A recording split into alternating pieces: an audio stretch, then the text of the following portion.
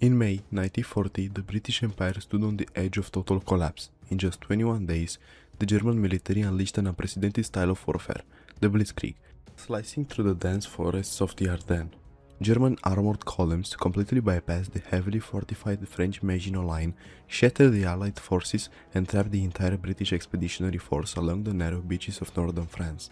In our history books, what followed was celebrated as the miracle of Dunkirk, thanks to a mysterious decision by Adolf Hitler to hold back his tanks, heroic rearguard actions by British and French infantry, and a makeshift armada of civilian fishing boats, yachts, and lifeboats. Over 300,000 Allied soldiers were ferried across the stormy English Channel to fight another day. But historical turning points rest on a razor-thin margin. What if Hitler never issued that famous order to pause? What if German armored division stormed the beaches before a single rescue ship could dock? This is the history of a catastrophic defeat at Dunkirk, an event that would have destroyed Britain's army, handed total victory in Europe to Nazi Germany, and reshaped the world forever. So the differences between reality and our video are those. General Heinz Guderian's 1st Panzer Division reached the AA Canal, standing barely 15 miles from the port of Dunkirk. The port was almost wide open. British army was running low on ammunition, physically exhausted, and retreating toward the coast in near total disarray. Seeing an unprecedented opportunity, Guderian radioed his superiors with a direct message: "The port is within our grip." In our timeline, political caution intervened, fearing his valuable tanks would sink into the soft Flemish marshlands, and believing Hermann Göring's promise that the German Air Force could destroy the trapped army from above. Adolf Hitler issued his famous halt order. For 3 vital days, the German armor sat motionless. In this alternate timeline, German field commanders choose to ignore the warnings, or Hitler never intervenes. On the morning of May 24th, the command is given to strike with maximum force. German armored columns roll across the canal bridges, overwhelming the thinly stretched British lines before they can even begin. Without those crucial 72 hours to construct a defensive perimeter, the British lines break apart under constant pressure. Lord Gort, commander of the British Expeditionary Forces, arrives at his field headquarters near the coast only to discover that German armor is already firing directly into the harbor docks. The British naval plan to evacuate the army is crippled before it can truly begin. Royal Navy destroyers attempting to enter the narrow harbor channels come under direct fire from heavy German artillery positioned on nearby hills. Several key warships are hit and sink, directly in the harbor entrance, completely blocking large vessels from reaching the piers. On the open beaches, total panic ensues. Over 300,000 soldiers are squeezed into a shrinking pocket of sand less than 4 miles wide. With their backs to the cold waters of the North Sea, they have no air defense, no heavy weapons remaining, and no avenue of escape.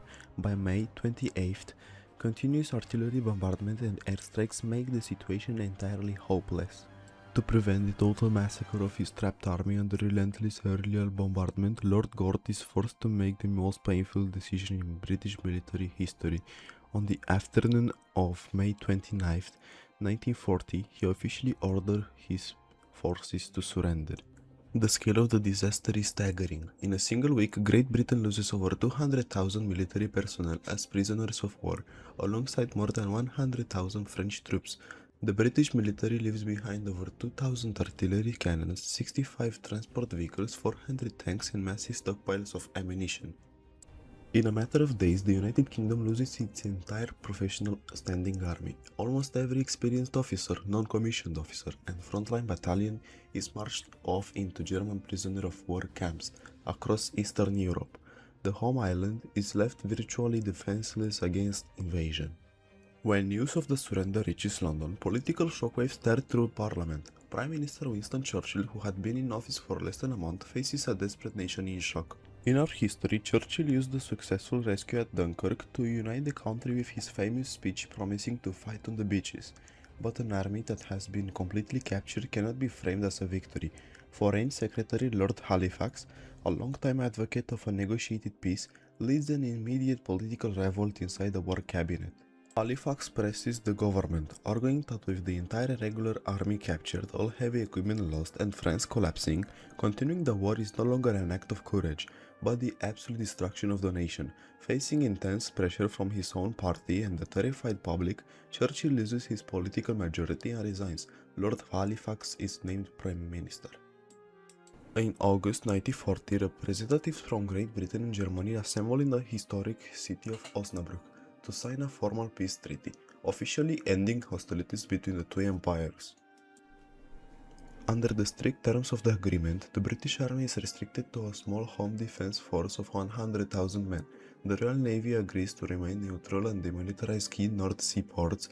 In exchange, Germany promises not to attack the British Isles or seize British overseas colonies. However, Britain is forced to formally recognize German rule over the entire European continent, including Poland, Czechoslovakia, Austria, and the defeated France. The captured British soldiers are slowly returned home over the following 2 years, returning to a country that has been permanently removed from world power politics. With Britain forced out of the war, the global balance of power undergoes an immediate shift. In the United States, public opinion shifts heavily toward isolationism. President Franklin Roosevelt is unable to convince an anxious American public to hit the European coast that appears completely lost. Major military assistance programs like Lend-Lease are never introduced, and the US starts to focus entirely to defend its own borders. In Asia, Japanese leaders move quickly to take advantage of the power vacuum. With Britain defeated and European navies absent, Japan occupies its resource-rich colonies across Southeast Asia, including Malaya, the Dutch East Indies, and French Indochina, securing all of the oil and raw materials it needed without ever needing to launch a surprise attack on Pearl Harbor. In the meantime, Germany establishes a temporary occupation zone in France. Italy joins the Axis and invades Yugoslavia and Greece. Hungary, Romania and Bulgaria joins Axis too. And without the Western Front to worry about, without British air raids over its industrial cities, and without the need to send troops to North Africa, Germany turns the entire weight of its war machine towards its primary objective, the invasion of the Soviet Union. In June 1941, Germany launches Operation Barbarossa with over 4 million troops, nearly a million more than in our timeline. Almost 200 fully supplied divisions, supported by the entire force of the Luftwaffe, and thousands of tanks surge across the Soviet border. In real history, the Red Army barely defended Moscow because German forces were stretched thin and short on fuel. In this timeline, the sheer numerical and industrial advances of the German assault is completely overwhelming. By November 1941, German armored units reached the outer suburbs of Moscow. In real history, Soviet General Georgy Zhukov saved the capital by transferring 250,000 elite winter-trained troops from Siberia. In this timeline, Zhukov cannot move those forces, fearing a simultaneous invasion from Japanese forces stationed in neighboring Manchuria. The Soviet Union is forced to keep its Siberian armies locked along the East Asian border.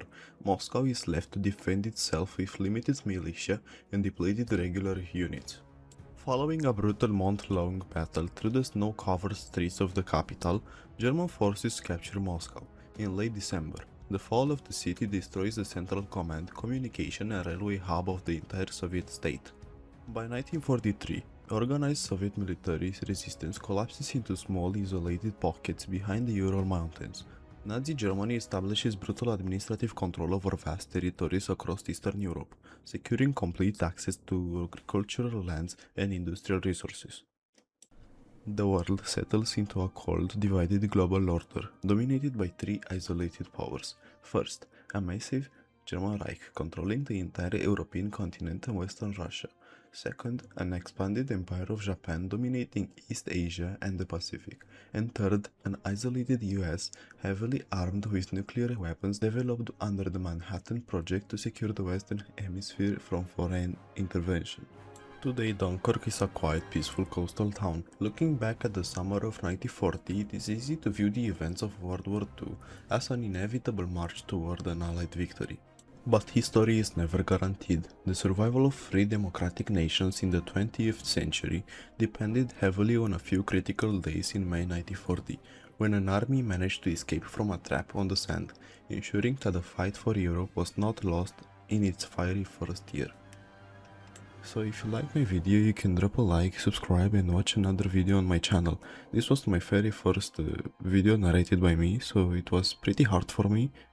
Thank you for watching, goodbye.